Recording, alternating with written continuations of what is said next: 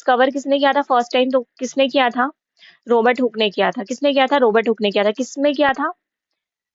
Cork cell में किया था। किसमें किया था? कॉर्क सेल में। कॉर्क सेल क्या होती है? जो जैसे ये पेड़ है, ठीक है, ये पेड़ है ना, इसकी जो छाल होती है, बार्क, जिसको बोलते हैं बार्क, है ना, ये जो है ना बार्क, जो ऐसे ना अपन देखते हैं पेड़ के, इसमें ब्राउन ब्राउन जो निकलता है, वही उसी उसी में फर्स्ट टाइम सेल को किसने डिस्कवर किया था? और ये नॉन लिविंग सेल को डिस्कवर किया था। ये भी याद रखना, किसने किया था? रॉबर्ट हुक ने किया था। किसने किया था? रॉबर्ट हुक ने किया था, है ना। अब अपन देखते हैं the basic structure and functional unit of life. जो अपनी लाइफ की जो बेसिक और स्ट्रक्चर यूनिट है वो क्या है? सेल ही है। क्योंकि सेल जो है, अपनी जितनी भी बॉडी है वो किससे बनी हुई है? सेल से बनी हुई है। तो सेल को क्या बोलते हैं? बेसिक स्ट्रक्चर और फंक्शनल यूनिट ऑफ लाइफ क्या है? अपनी सेल है। अब अपन अगला क्वेश्चन देखते हैं। एक सेकेंड, ठीक है, अपन थर्ड क्वेश्चन देखते हैं। Which organelles is known as power house of the cell? Power of house of the cell किसको बोला गया है? तो ये बोला गया है माइटोकॉन्ड्रिया को। माइटोकॉन्ड्रिया को क्यों बोला गया है? क्योंकि यहाँ पे क्या होता है, माइटोकॉन्ड्रिया के अंदर ही एटीपी बनती है ना। और ये क्या होती है? एनर्जी करेंसी होती है। एटीपी क्या होती है? Energy currency of the cell. कौन होता है? एटीपी होता है ना। तो इसी को क्या बोलते हैं? Power house of the cell. यहीं से जो अपनी एटीपी जो होती है, एटीपी क्या करती है? एनर्जी देती है। इसीलिए इसको क्या बोलते हैं? Power house of the cell बोला जाता है माइटोकॉन्ड्रिया को। अब हम देखते हैं which organelles control all the activities of the cell. को ऐसा कौन सा ऑर्गेनल होता है जो सारी एक्टिविटी करता है? जैसे फॉर एग्जांपल ह्यूमन बॉडी में क्या होता है? ब्रेन होता है, जो अपनी ऑलमोस्ट सारी एक्टिविटी को कौन करता है? ब्रेन। ऑलमोस्ट अपना जो मेन क्या होता है? ब्रेन होता है। ऐसे ही सेल का जो ब्रेन होता है वो कौन होता है?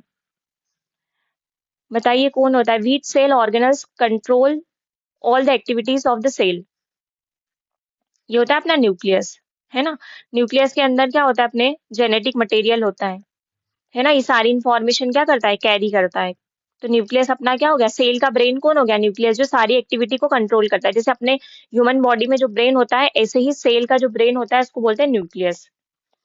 अब अगला क्वेश्चन है अपना, cell wall is present in. अब सेल वॉल किसमें प्रेजेंट होता है? ये मैंने बताया आपको। आप मेरा जो लेक्चर है सेल वाला, वो आप जाके देखिए, आपको ऑलमोस्ट सारे क्वेश्चंस बन जाएंगे। सेल वॉल किसमें प्रेजेंट होता है? सेल वॉल सिर्फ प्लांट सेल में प्रेजेंट होता है। एनिमल सेल में क्या होता है? ये एब्सेंट होता है। और प्लांट सेल में क्या होता है? प्रेजेंट होता है ना। और बोथ प्लांट एंड एनिमल नहीं होगा, बैक्टीरियल सेल में नहीं होगा। तो अपना ऑप्शन क्या है? बी है अपना। जैसे ये सेल हो गई, तो जैसे आउटर ऐसे सेल वॉल बनी होती है, इसका काम क्या होता है? प्रोटेक्शन। प्रोटेक्शन का काम होता है। ये क्या करती है? सपोर्ट देती है ना। और ये क्या करती है? साइज को, साइज जो सेल का जो साइज होता है वो कौन बनाती है? तो वो ये इसी का काम होता है, सेल वॉल का। ठीक है, अब अपन अगला क्वेश्चन देखते हैं। Which organelles is called as kitchen of the cell? ठीक है, किचन ऑफ द सेल किसको बोला गया है? ये बोला गया क्लोरोप्लास्ट को। प्लांट सेल में क्लोरोप्लास्ट जो होता है वो क्या करता है? यहाँ पे अपना खाना बनाता है। जो भी जितनी भी एक्टिविटीज होती है फूड की, खाना बनाने की, वो किसमें होती है? क्लोरोप्लास्ट में होती है ना। अब अगला क्वेश्चन देखते हैं। The jelly like substance inside the cell wall is called. जैसे फॉर एग्जांपल ये सेल हो गई, है ना, और यहाँ पे सारे ऑर्गेनल्स हो गए। जैसे न्यूक्लियस हो गया, ये अपना माइटोकॉन्ड्रिया हो गया, ये गोल्गी बॉडी, ये नहीं गोल्गी बॉडी नहीं, सॉरी, ये एंडोप्लाज्मिक रेटिकुलम हो गया, है ना। और ये गोल्गी बॉडीज हो गई अपनी। तो क्या होता है? ये जो लिक्विड होता है यहाँ पे, ये क्या होता है? जेली लाइक होता है ना। इसी को क्या बोला गया है? जो जेली लाइक सब्सटेंस होता है सेल के अंदर, उसको क्या बोलते हैं अपन? वो होता है क्लोरोप्लास्ट। क्या होता है? क्लोरोप्लास्ट। ये जो लिक्विड है ना, यही होता है क्लोरोप्लास्ट, है ना। सेल वॉल देख चुके हैं अपन। प्लाज्मा मेम्ब्रेन कहाँ होती है? सेल के आसपास ही होती है ना। अब हम देखते हैं which organelles is responsible for protein synthesis. Protein synthesis कौन करता है? ऐसा कौन सा ऑर्गेनल है जो प्रोटीन को सिंथेसिस करता है? वो होता है राइबोसोम, है ना। तो राइबोसोम, जैसे फॉर एग्जांपल ये देखो, एंडोप्लाज्मिक रेटिकुलम में होता है ना एक रफ एंडोप्लाज्मिक रेटिकुलम, एक होता है स्मूथ एंडोप्लाज्मिक रेटिकुलम। जो रफ एंडोप्लाज्मिक रेटिकुलम क्या होता है? उसमें क्या होता है? राइबोसोम्स क्या होते हैं? प्रेजेंट होते हैं, है ना। और ये इनका काम क्या होता है? प्रोटीन को सिंथेसिस करना, है ना। और एक स्मूथ एंडोप्लाज्मिक रेटिकुलम जो होता है वो क्या करता है? वो लिपिड को सिंथेसाइज करता है ना, क्योंकि ये लिपिड को क्यों कर रहा है, क्योंकि इसमें क्या होता है, ये एंडोप्लाज्मिक रेटिकुलम में इसमें क्या होता है, रफ में क्या होता है, एक छोटे छोटे से राइबोसोम उसमें अटैच होते हैं, उनका क्या काम होता है, प्रोटीन को सिंथेसिस करना। अब ना 9th क्वेश्चन है, which of the following is found only in plant cell, ऐसा क्या है जो प्लांट सेल में प्रेजेंट होता है और वो एनिमल सेल में एब्सेंट होता है, क्या होता है, वो है क्लोरोप्लास्ट, है ना। इसको ही अपन ने देखा है, किचन, किचन बोला है, किसका किचन बोला है, सेल का, यहाँ पे क्या होता है, खाना बनता है ना। विच of the following is found only in plant cells, only, ठीक है, ऐसे वर्ड हाई, ऐसे वर्ड्स को पकड़ना है, ऐसे वर्ड्स को हाईलाइट करना है, ओनली पूछा है प्लांट सेल में, तो वो क्या है, क्लोरोप्लास्ट, है ना। इसमें क्या होता है, फोटोसिंथेसिस होगा, खाना क्या, क्लोरोप्लास्ट होता है इसमें, क्लोरोप्लास्ट में क्या होता है, क्लोरोप्लास्ट में होता है क्लोरोफिल, है ना, क्लोरोफिल होता है, और यहीं पे क्या होता है, खाना बनता है ना। अब हम देखते हैं, the selectively permeable membrane of the cell, जो सिलेक्टिवली परमिएबल मेम्ब्रेन होती है, सिलेक्टिवली परमिएबल मेम्ब्रेन का मतलब क्या होता है, जैसे फॉर एग्जाम्पल ये मेम्ब्रेन है ना, ये होगी अपनी मेम्ब्रेन, ठीक है, ये मेम्ब्रेन हो गई। अब जैसे यहाँ पे कोई मॉलिक्यूल्स है ना, तो ये कुछ ही मॉलिक्यूल, जैसे ये मॉलिक्यूल, तो कुछ ही मॉलिक्यूल्स को क्या करेगी, अपनी उसमें एंटर करने देगी, सारे मॉलि जैसे ये वाला मॉलिक्यूल है, इसको एंटर नहीं करने देगी वो, कुछ ही, मतलब जो सिलेक्टिव चीजें होती है उसी को अंदर लेती है और बाकी को क्या करती है, बाहर कर देती है, तो ऐसी कौन सी मेम्ब्रेन है, उसको अपन बोलते हैं प्लाज्मा मेम्ब्रेन, है ना। एक मॉडल भी है, फ्लूइड मोजेक मॉडल, इसी पे बेस्ड है वो, है ना। ये क्या होती है, प्लाज्मा मेम्ब्रेन क्या होती है, सिलेक्टिवली परमेएबल होती है, कुछ चीजों, सिलेक्टिव चीजों को ही अपने अंदर लेती है, और जो बाकी उसको जरूरत नहीं रहती, या फिर जो उसको नीड नहीं है, उसको क्या करती है, वो उसको अंदर नहीं लेती, वो सिलेक्टिवली होती है।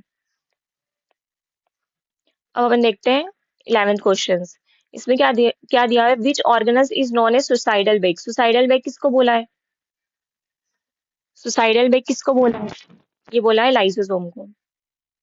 क्यों बोलते हैं इसको सुसाइडल बेग, क्योंकि जो भी सेल्स जो होती है उसकी डेथ हो जाती है ना, वो डेड हो जाती है, तो वो क्या करती है, ये जो लाइसोसोम है वो उसको क्या करती है, डाइजेस्ट कर देती है, इसीलिए इसको बोलते हैं सुसाइडल बग। और ये अगर खुद ही की सेल भी अगर मतलब उसकी डेथ हो जाती है ना, खुद की सेल से, लाइसोसोम की ही सेल की अगर डेथ हो गई, मतलब, तो वो क्या होती है, वो खुद की सेल को भी क्या कर देती है, डाइजेस्ट कर देती है, इसी को बोलते हैं इसको सुसाइडल बेग। अब हम 12th देखते हैं, which scientist propose cell theory, cell theory किसने दी थी, तो ये जो दो साइंटिस्ट है, शिडेन एंड स्वान, इन्होंने क्या दी थी, सेल थ्योरी दी थी, याद रखना इन दोनों ने क्या दी थी, सेल थ्योरी, ये इंपॉर्टेंट है। अपन देखते हैं 13 question, which of the following is absent in animal cell, ऐसी कौन सी चीज है जो एनिमल सेल में एब्सेंट होती है, मैं आपको ऊपर बता चुकी हूँ, सेल वॉल, ये किसमें प्रेजेंट होती है, ये प्रेजेंट होती है प्लांट सेल में, बट एब्सेंट किसमें होती एब्सेंट किसमें होती है, एनिमल सेल में क्या होती है, एब्सेंट होती है ना। Green pigment present in chloroplast में, ये आपको अभी बता चुकी हूँ ऊपर कि ये क्या होता है, क्लोरोप्लास्ट को क्या बोलते हैं, किचन बोलते हैं, किचन ऑफ द सेल, उसमें क्या प्रेजेंट होता है, क्लोरोफिल प्रेजेंट होता है, क्लोरोफिल क्या करता है, फोटोसिंथेसिस करता है, फोटोसिंथेसिस होगी तो क्या होगा, खाना क्या बनेगा, खाना क्या होगा, बनेगा ना। अब हम देखते हैं, which organelle store water and food in plant cell, ऐसा कौन सा ऑर्गेनल है जो वाटर और फूड को क्या करता है, स्टोर करता है, क्या करता है, स्टोर करता है, कौन करता है, तो वो है वैक्यूल्स, वैक्यूल्स का काम ही होता है स्टोरेज का, वो क्या वाटर और फूड को स्टोर करता है, किसमें करता है, प्लांट सेल में, है ना। अब 16 देखते हैं, which of the following is present in plant and animal cell both, मतलब दोनों में प्रेजेंट होता है, सेल वॉल तो नहीं होगा, क्लोरोप्लास्ट तो नहीं होगा, है ना, ये मैं आपको जस्ट बता चुकी हूँ ऊपर। देखो ये होता है लार्ज सेंट्रल वैक्यूल्स, जो लार्ज वैक्यूल्स किसमें प्रेजेंट होता है, ये प्लांट सेल में प्रेजेंट होता है, और एनिमल सेल में क्या होता है, और ये एनिमल सेल में स्मॉल होता है, एनिमल सेल में क्या होता है, स्मॉल होता है, एक सेकेंड, सॉरी ये चल नहीं रहा है, स्मॉल होता है ना। तो क्या होता है, प्लाज्मा मेम्ब्रेन क्या होता है, दोनों में प्रेजेंट रहता है, देखो सेल वॉल तो प्रेजेंट नहीं रहेगा, क्लोरोप्लास्ट क्या करता है, फोटोसिंथेसिस करता है, इसमें क्लोरोफिल होता है, अपन ने जस्ट ऊपर देखा, लार्ज वैक्यूल्स किस में होती है, प्लांट में होती है, और एनिमल में क्या होती है, स्मॉल होती है, अगर इसमें इसी की जगह स्मॉल आ जाता तो चांसेस रहते कि सी और डी दोनों सही है, बट अभी क्या हो गया, अपना एक्यूरेट आंसर होगा प्लाज्मा मेम्ब्रेन। अब अपन 7 क्वेश्चन 17 देखते हैं, द न्यूक्लियस कंटेंट, न्यूक्लियस में क्या होता है, मैं आपको ये भी बता चुकी हूँ ऊपर। न्यूक्लियस में क्या क्या प्रेजेंट होता है, न्यूक्लियस क्या कंटेन करता है, वो करता है डीएनए। ये क्या होता है, अपना जेनेटिक मटेरियल होता है ना। डीएनए क्या होता है, अपना जेनेटिक मटेरियल होता है। विच, अब 18 देखते हैं, which cell organelles package and transport protein. ऐसा कौन सा ऑर्गेनल्स है जो पैकेजेस और ट्रांसपोर्ट किसको करता है, प्रोटीन को करता है। कौन होता है, वो होता है गोल्गी एपेरेटस। वो कौन होता है, गोल्गी एपेरेटस। अब अपन 19 क्वेश्चन देखते हैं, which cell, which organelle help in cellular respiration. ऐसा कौन सा ऑर्गेनल है जो सेल्यूलर रेस्पिरेशन में हेल्प करता है, तो वो है माइटोकॉन्ड्रिया। कौन है, माइटोकॉन्ड्रिया। ठीक है, याद रखना क्या है माइटोकॉन्ड्रिया, ये क्या करता है, सेल ऑर्गेनल को, ये सेल्यूलर रेस्पिरेशन में हेल्प करता है।